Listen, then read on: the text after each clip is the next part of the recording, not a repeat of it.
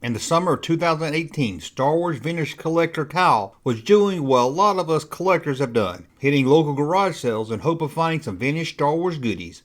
By this time, 2018, finding anything vintage Star Wars was rare. The golden age of finding vintage Star Wars figures at garage sales had dried up.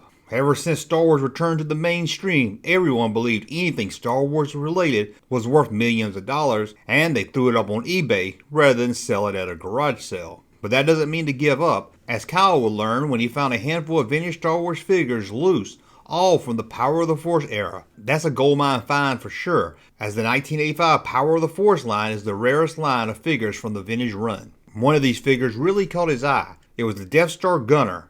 However, what stood out first was it was missing the red paint in the eye area of the figure.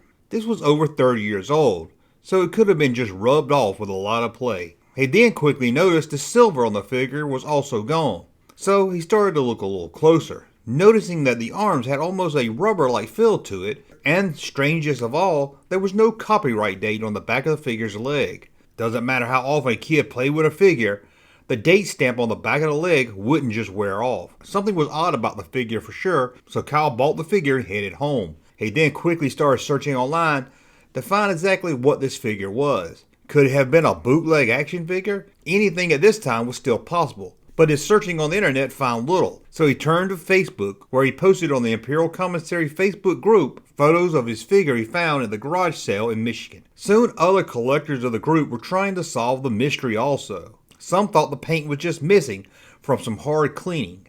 Others thought maybe there was no copyright date due to being a variant. But there were no known variants of this figure without a copyright date, so the search continued. But then one of the collectors believed he figured it out, as the figure looked like to him a Death Star Gunner first shot. The known first shots of the Death Star Gunner had no paint, like Kyle's figure, no copyright stamp on the back of the leg, also like Kyle's figure, and like the figure Kyle found, the arms were made more rubbery than the hard plastic the figure had in release. So what is the first shot?